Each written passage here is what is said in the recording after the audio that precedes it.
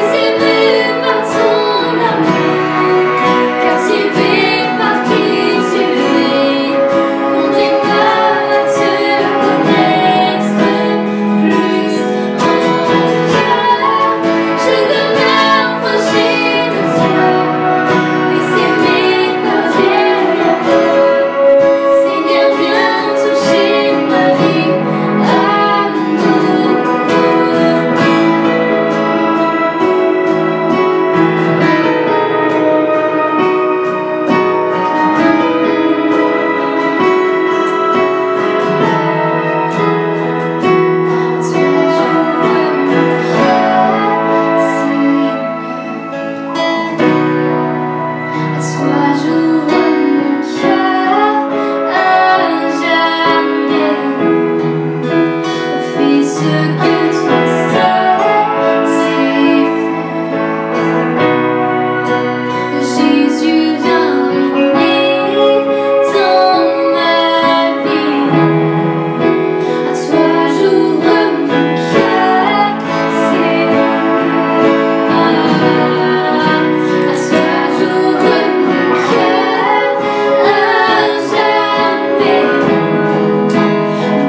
ce que toi sais.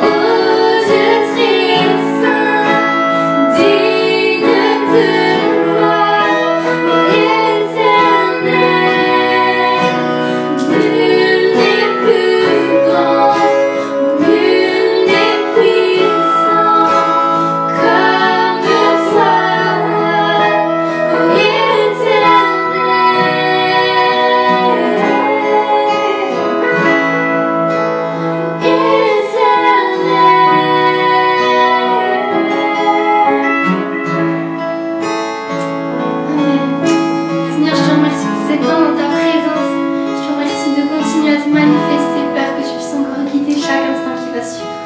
Amen. Bonjour à tous. Je voudrais ce matin aller plus loin dans ces deux messages précédents et conclure avec celui-ci. Le titre de ce matin est le suivant: La providence de Dieu, Esdras, Esther, Néhémie et nous. Drôle de titre. Je voudrais relier ce matin ces trois livres.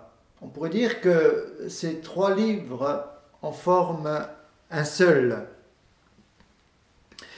Bien souvent, nous lisons dans la Bible sans nous rendre compte que certains personnages sont contemporains et transmettent un message divin, une continuité. Nous avons parlé d'Esdras, qui est le premier livre, ensuite de Néhémie, et maintenant d'Esther. Mais en réalité, l'ordre chronologique, ce serait Esdras, Esther et Néhémie. Cela est important pour la compréhension de ce message de ce matin. Je donnerai simplement cette image comme introduction en parlant d'une course de 4 fois 100 mètres. En athlétisme, le relais est une course à pied pratiquée sur une piste et par équipe. Chaque membre parcourant une fraction du circuit avant de remettre au coéquipier de s'élancer à son tour et transmettant un témoin, un bâton de relais qui symbolise la passation pour poursuivre et finaliser la course. Ce bâton s'appelle le témoin. La providence de Dieu est comme ce bâton, témoin qui depuis des siècles n'a cessé d'agir par le Saint-Esprit et au travers de ses serviteurs afin de nous transmettre sa volonté par sa parole et par ses serviteurs. Yahvé Jireh, l'Éternel pourvoira. Ce matin, je poserai cette question: connais-tu Yahvé Jireh? Connais-tu ce Dieu qui pourvoit, ce Dieu de la providence dans ta vie? C'est important de faire cette expérience au-delà de la religion, mais au travers, comme je le dis souvent, de cette relation avec Dieu et découvrir qu'il est vraiment celui qui peut agir dans nos vies d'une façon providentielle. L'histoire relatée dans le livre d'Esther se déroula entre le premier retour des Juifs et le second, sous Zorobabel, bien sûr, après ces 70 années de captivité à Babylone. Je situe les dates vers 538.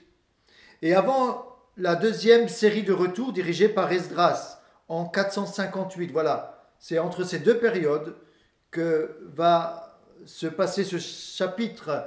D'après les commentateurs bibliques, les événements de ce livre se situent entre le chapitre 6 et 7 du livre d'Esdras, pendant le règne d'Assuérus.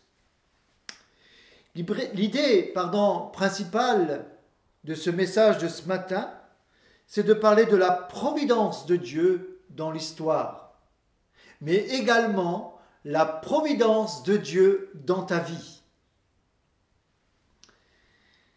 Apprendre à dépendre de Dieu envers et malgré tout. Voilà la définition dictionnaire de la providence. Prévision, prévoyance. La providence vient du dérivé de providere en latin, voire avant, prévoir, pourvoir, pourvoir à. Voilà la définition de providence. C'est une action également par laquelle Dieu conduit les événements et les créatures vers la fin qu'il leur a assignée. Voilà ce qu'est cette providence pour nos vies. Pour entrer dans ce passage de ce livre d'Esther, simplement un petit résumé, sinon les lectures seraient trop imposantes. À l'époque de la domination perse, le roi Assuérus, qui régnait sur 127 provinces, avait pour conseiller son premier ministre Aman. Aman qui était l'ennemi des Juifs. Cette haine était accentuée par le fait que Mardochée, ce Juif qui ne voulait pas se prosterner devant lui,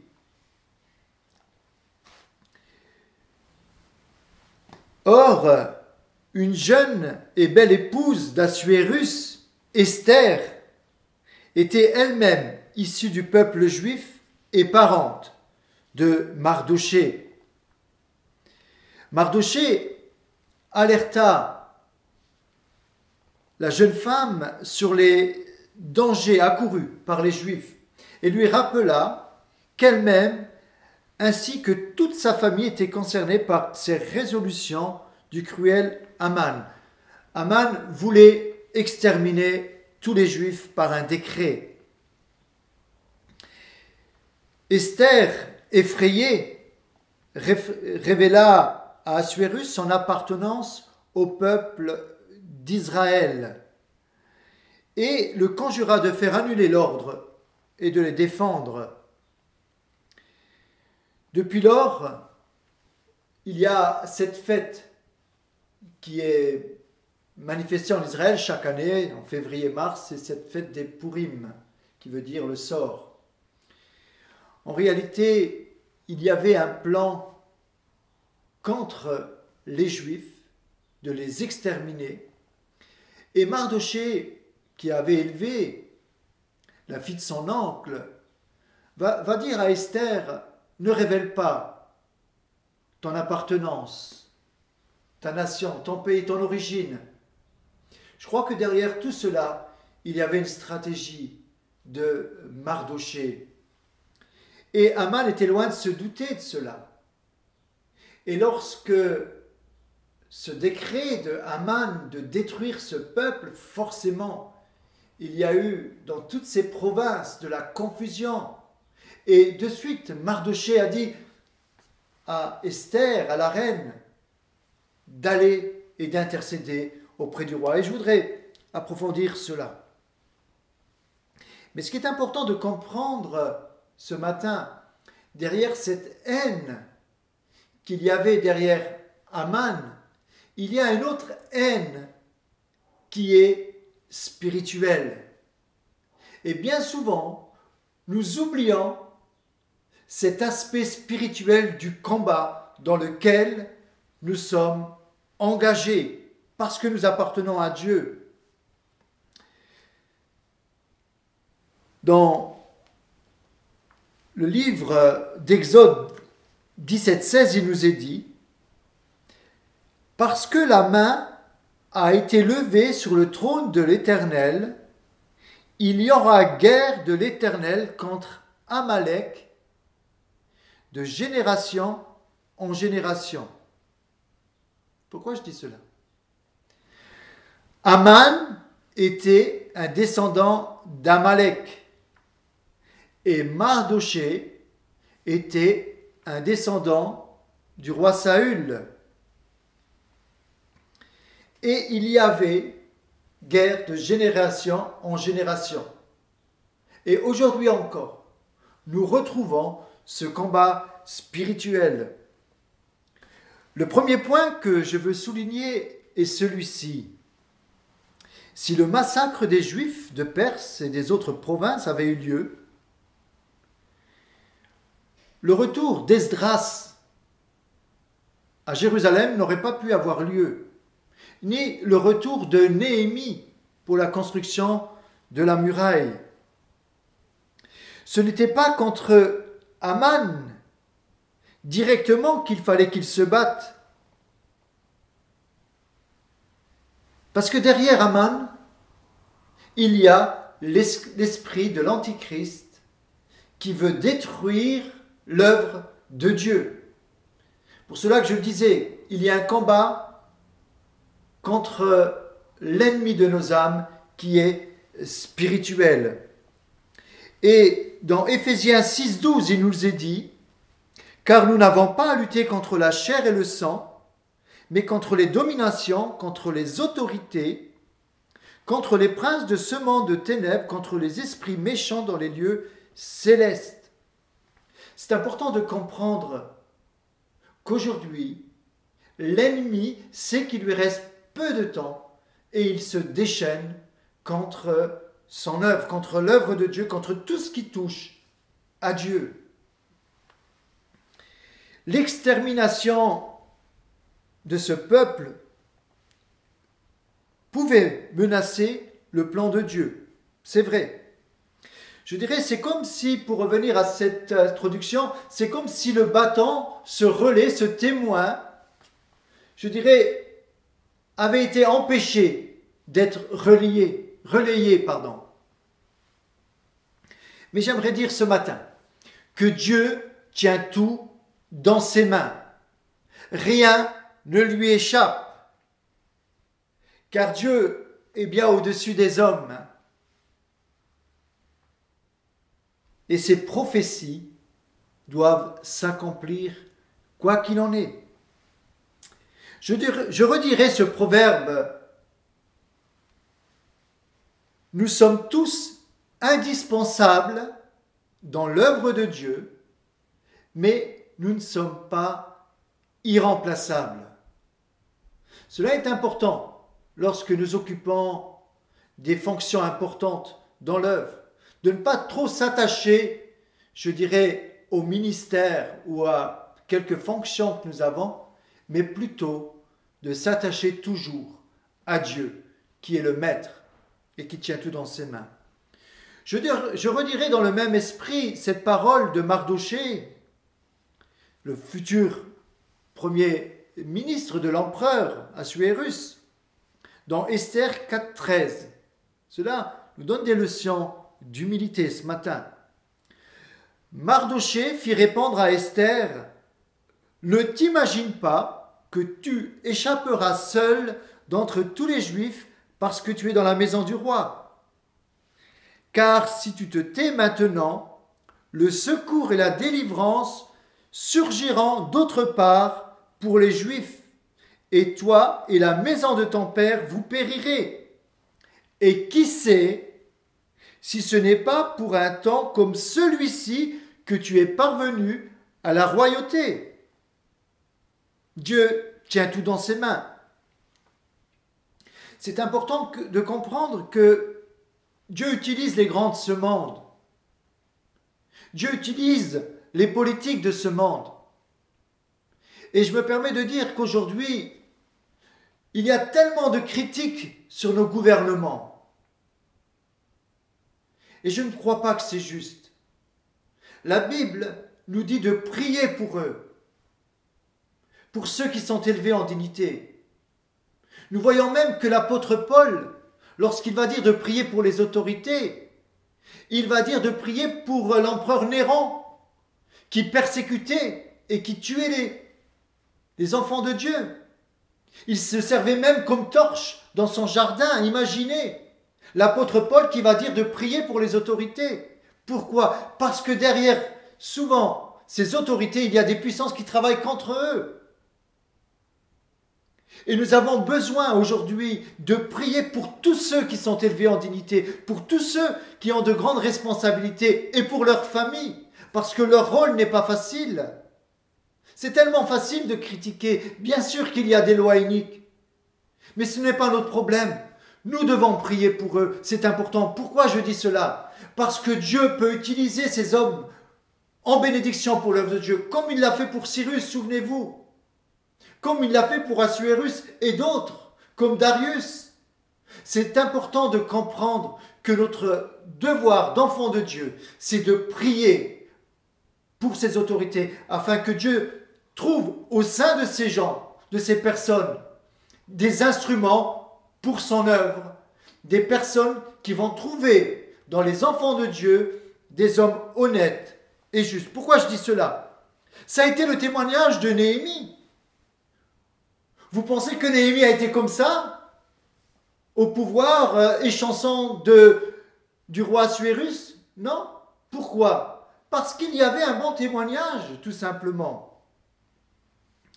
Si Néhémie était l'échanson du roi, c'est-à-dire qu'il lui servait la coupe de vin et à boire, c'est parce qu'il était un homme honnête et un homme de confiance, car c'était par ce poste qu'on pouvait empoisonner le roi. En raison de la crainte permanente d'intrigues et de complots, la charge revenait à un homme à qui le souverain plaçait une confiance totale. Quel bon témoignage de Néhémie! Et je crois qu'aujourd'hui, les autorités savent que nous rendons un bon témoignage en tant qu'enfants de Dieu. Et ils savent, je crois, qu'ils peuvent compter sur nous pour certains services, en tout cas. Nous comprenons mieux pourquoi également Esdras a trouvé grâce aux yeux du roi et ensuite Néhémie, à cause d'Esther. Cela vient de là.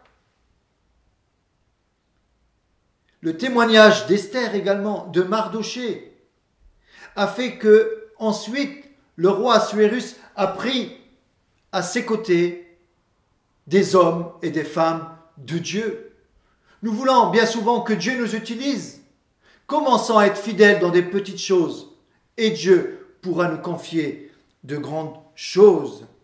J'aime ce témoignage de Néhémie. Savez-vous que la Perse, c'est aujourd'hui l'Iran actuel. Et aujourd'hui en Iran, il y a un réveil spirituel. Ça, c'est la bonne nouvelle. Beaucoup se convertissent au christianisme. Pourquoi? Parce qu'ils se rendent compte que certains, je dis bien certains, imposent le terrorisme. Et beaucoup de personnes sincères se rendent compte que l'écho ne correspond pas avec ce qui se pense dans leur cœur et ils se disent, mais les chrétiens, eux, ont une autre éthique. Et souvent, on l'entend, beaucoup de songes, beaucoup de révélations la nuit, et beaucoup de personnes et des gens très haut placés se tournent et se convertissent à Jésus-Christ. Je bénis Dieu pour cette terre d'Iran, qui dans l'Antiquité a toujours été une terre d'accueil pour les Juifs persécutés. Que Dieu soit béni aujourd'hui pour ce réveil qui se passe en Iran.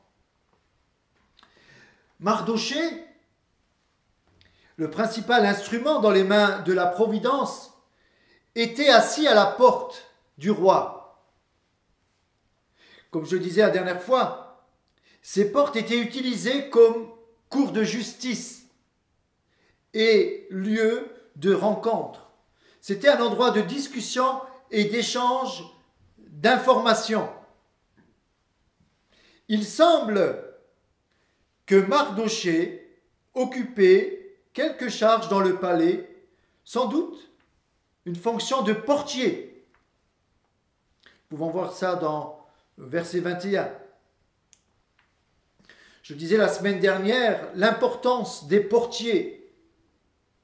C'est sans doute à cet endroit que Mardochée a entendu le complot contre le roi. Ce poste de portier est important, comme je le disais, dans une église. Car, nous le voyons de ce passage, grâce à ce poste, Mardochée a déjoué un complot contre le roi.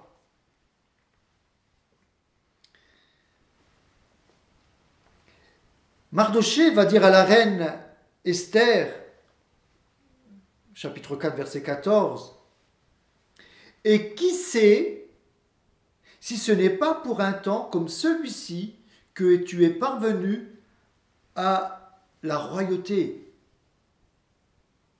C'est important ce verset. Je dirais, même si nous n'occupons pas aujourd'hui des postes élevés ou en vue du public, Dieu permet que là où tu es, dans ton travail, dans ta famille, dans ta région, dans ton pays, que tu sois dans une place de bénédiction pour les autres et pour son royaume. Là où nous sommes en réalité en bénédiction. Et lorsque nous avons un poste influent, comprenons que c'est Dieu qui le permet.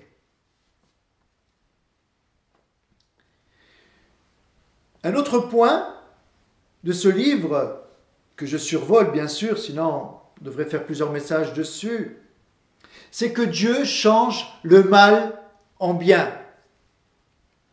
Peut-être ce matin, tu peux te dire, dans ta vie, le mal se transforme en pire.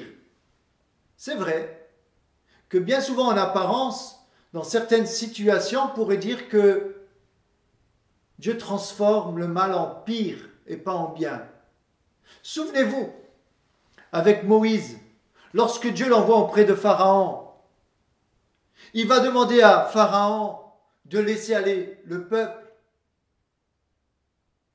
Pharaon va s'opposer au départ. Et puis, il va durcir le labeur des esclaves, de ces enfants d'Israël. Et ils vont même s'attaquer à Moïse en disant, voilà, à cause de toi, maintenant, notre condition est pire. Mais lorsque nous lisons toute cette histoire, nous comprenons que bien souvent, au départ des histoires, nous avons l'impression que c'est pire, ou c'est peut-être plus difficile dans un premier temps, mais ensuite, Dieu fait éclater sa gloire et sa souveraineté. Ça a été la même chose avec Mardoché. Imaginez, Mardoché, il ne veut pas s'incliner devant Aman, et à cause de lui, dans les 127 provinces, un décret pour exterminer les Juifs. Je m'imagine l'entourage de Mardoché, sans doute certains devaient lui en vouloir sans comprendre. Comprenons l'histoire, comprenons la providence de Dieu. Ne nous arrêtons pas, je dirais, à une partie de l'histoire. Souvent, le début de l'histoire paraît difficile, mais à l'arrivée, il y a la victoire. C'est ce qui s'est passé avec Jésus. Si nous nous arrêtons uniquement à un certain passage de l'histoire, nous ne comprenons pas pourquoi Jésus est là, ce qu'il a fait. Au début, ça paraît difficile de vouloir, lorsqu'ils veulent exterminer Jésus, lorsqu'il va jusqu'à la croix, on se dit, mais voilà l'échec. Non. Si on s'arrête, lorsque Jésus va à la croix, on pourrait dire, mais c'est un échec. Alors que non, la croix a été une victoire. Mais après la croix, il y a la résurrection. Il y a notre justification. Il y a l'ascension. Il y a le Saint-Esprit qui est venu. Comprenons que Dieu tient l'histoire, l'alpha et l'oméga, le commencement et la fin de l'histoire. Nous voyons qu'au début de l'histoire, c'est la reine Vashti qui ne veut pas se présenter devant le roi. Le roi va l'appeler pour la montrer. Il montre sa richesse, il va faire un festin pendant 6 mois. Imaginez. Et il va appeler la reine Vashti parce qu'elle était belle de figure également. Il va appeler la reine, mais la reine ne veut pas se présenter. Sans doute qu'elle se dit, je ne suis pas un objet de décoration. Peut-être qu'il y avait un peu trop de vin, je ne sais pas. Mais elle refuse de se présenter devant le roi. Et nous voyons dans ce passage avec Esther, à la fin de ce passage, que c'est l'inverse. C'est la reine Esther qui demande à voir le roi pour l'inviter à un festin. Mais en fait, il y avait une loi chez les Mèdes et les Perses. on ne pouvait pas rentrer dans la cour du roi sans être appelé, même si c'était la reine. Mais à cause du danger éminent, Mardochée encourage Esther à aller voir, à plaider la cause du peuple devant Assuérus. Et Esther va se dire, si je dois périr, je périrai, mais j'irai jusqu'au bout. Et elle va rentrer dans la cour. Et là, le roi va lui tendre le sceptre. C'était cette loi qui disait que la personne à qui le roi tendrait le sceptre pourra avoir la vie épargnée. On ne rentre pas dans la cour du roi comme cela. Donc, au risque de sa vie, Esther va vouloir être devant le roi. Sans doute que le roi a dû se dire, je ne sais pas, mais Vashti n'a pas voulu venir alors que je l'ai invitée. Et voilà que Esther, elle, au péril de sa vie, vient me trouver. Bien sûr. Il va lui dire, quelle est ta demande, ma reine? Ne serait-ce la moitié de mon royaume, je te le donnerai. Et là, à partir de ce moment, Esther demande au roi de venir à un festin avec Aman pour lui révéler son désir. Je reviendrai très rapidement avant de terminer. C'est que lorsque le roi va tendre ce sceptre à Esther, je ferai ce matin un parallèle en disant que ce sceptre pour notre vie, c'est la croix de Jésus-Christ. Aujourd'hui, nous avons accès au roi des rois, non pas ce sceptre, mais par la croix qui nous a donné cette possibilité, qui nous a couvert en fait, qui a couvert la loi du roi, qui a couvert la loi de Moïse, la loi et les ordonnances, de s'approcher de Dieu par une couverture qui est le sang de Jésus. Autrefois, comme je le disais, c'est que le sang des bêtes, des agneaux, des boucs, des taureaux servait à couvrir le péché. Mais aujourd'hui, le sang de Jésus ôte notre péché et nous avons accès auprès du roi des rois. Aujourd'hui, ce sceptre, c'est le sang de Jésus qui est sur notre vie et nous avons accès auprès du trône de la grâce. Il nous est dit dans Hébreux 10, verset 19, « Ainsi donc, frères, puisque nous avons au moyen du sang de Jésus une libre entrée dans le sanctuaire par la route nouvelle et vivante qu'il a inaugurée par nous au travers du voile, c'est-à-dire de sa chair. Et puisque nous avons un souverain sacrificateur établi sur la maison de Dieu, approchons-nous donc avec un cœur sincère dans la plénitude de la foi, les cœurs purifiés d'une mauvaise conscience et le corps lavé d'une eau pure. » Aujourd'hui, nous avons ce libre accès auprès de Dieu par le sang de Jésus. Et nous devons comprendre que ce privilège que nous avons, nous ne l'utilisons pas assez pour vivre la providence de Dieu. Nous avons besoin de comprendre que Dieu pourvoit aujourd'hui dans ta vie, même si tu es dans une situation où tu te dis, c'est trop compliqué. Il y a la maladie, il y a le besoin financier, il y a le besoin sentimental et autres. J'aimerais dire que nous avons besoin de revenir à cette providence de Dieu. C'est l'Éternel qui pourvoit à nos besoins. On parle aujourd'hui de l'état providentiel. J'aimerais dire qu'il faut revenir à notre Dieu providentiel. Amen.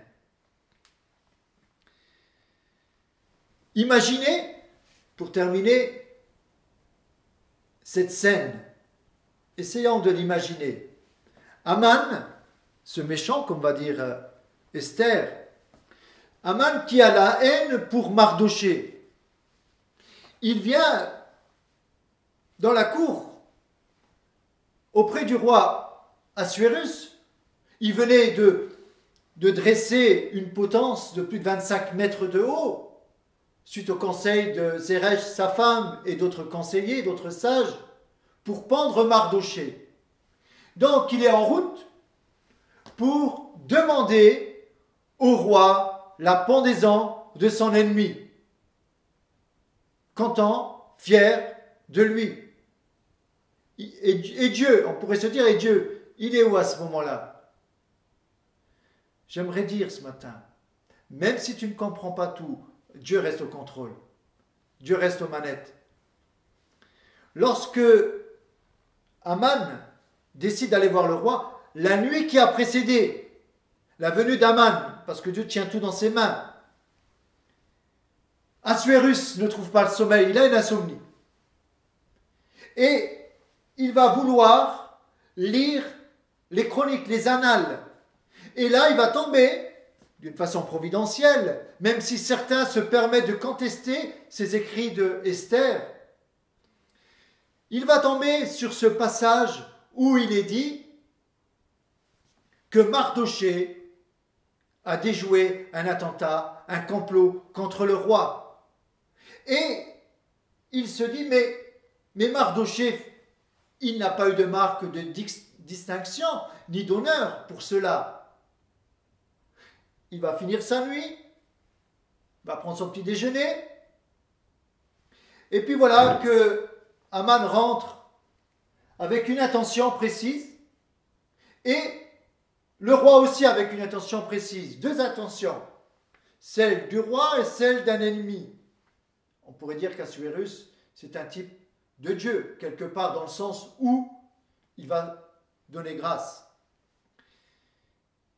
Il va faire cette demande, il s'est dit, bon, je vais arriver devant le roi, je vais lui dire, voilà, à Mardochée, ce méchant, il faut le pendre, parce que voilà, j'en peux plus avec lui.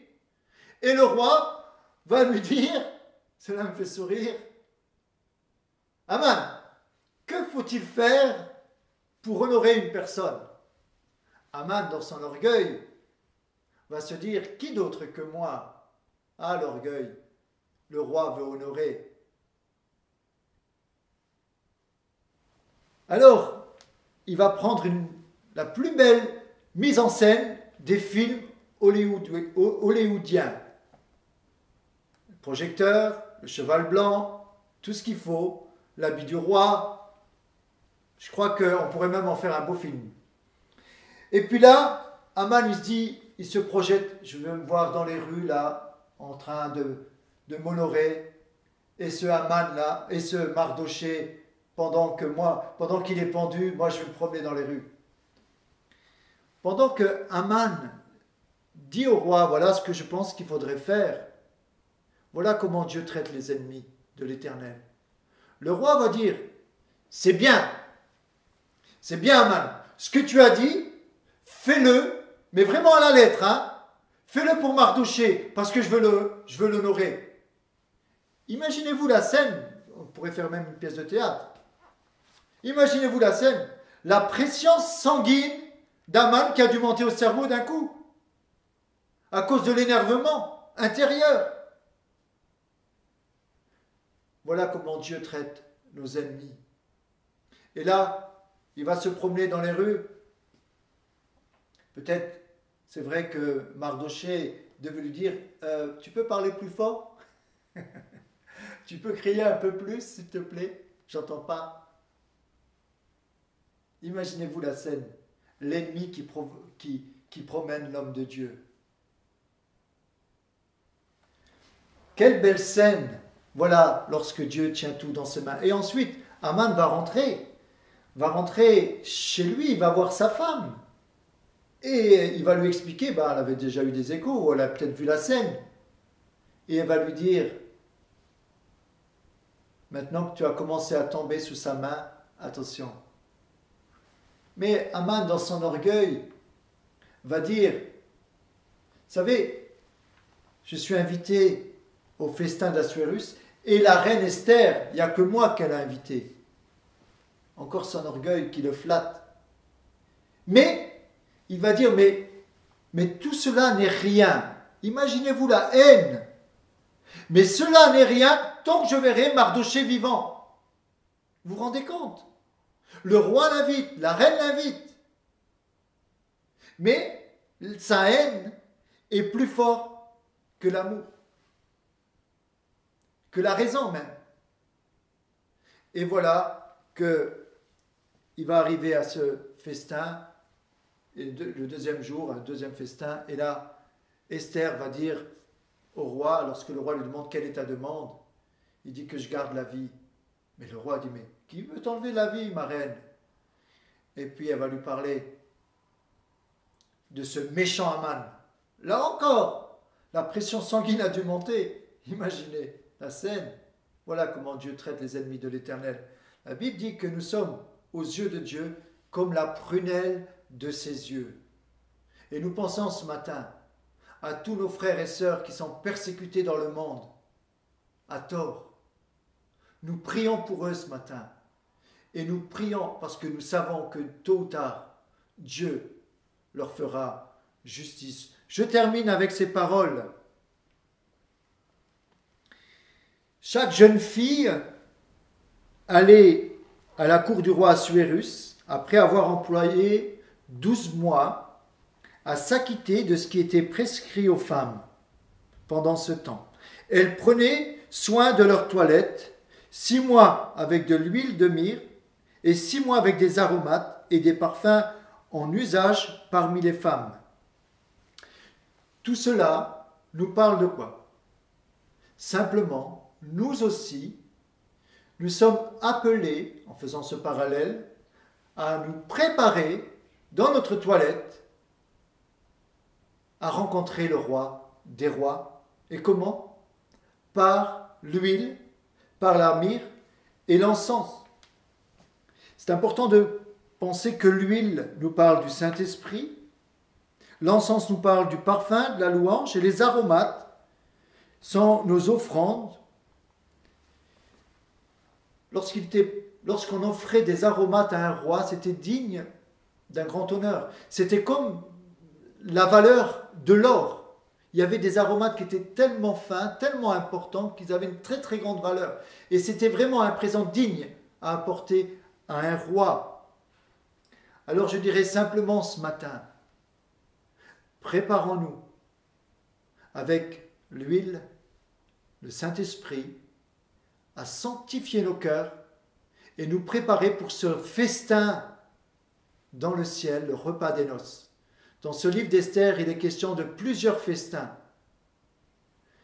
Cela nous amène à comprendre qu'un jour, le roi va se marier avec la reine, l'époux et l'épouse, et cela va donner un grand festin des noces dans le ciel.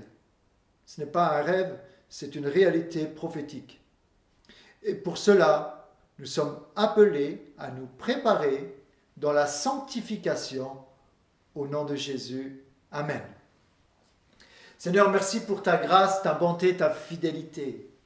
Seigneur, merci pour ces livres, Seigneur, qui vont tous dans le même sens, nous parler de Jésus et des prophéties pour le peuple, pour ton peuple d'Israël. Seigneur, aujourd'hui encore, malheureusement, nous voyons qu'il y a de la haine envers différents peuples et nous condamnons toutes sortes de racisme, quelle qu'elle soit. Seigneur, ce que nous voulons, c'est prier ce matin pour tous ceux qui sont dans la souffrance, qui sont victimes de racisme et autres formes. Nous te prions également pour nos autorités qui gouvernent notre pays. Seigneur, bénis-les ainsi que leurs familles. Et merci encore de permettre qu'autour de ces hommes influents de ce monde, il y ait des Néhémies, il y ait des Esdras, il y ait des Esther, il y ait, je dirais, nous-mêmes que tu pourras envoyer. Merci de bénir tous ceux qui ont besoin de découvrir la providence de Dieu dans leur vie. Ce matin, tu répands ta grâce au nom de Jésus. Amen. Amen. Soyez bénis et un bon dimanche.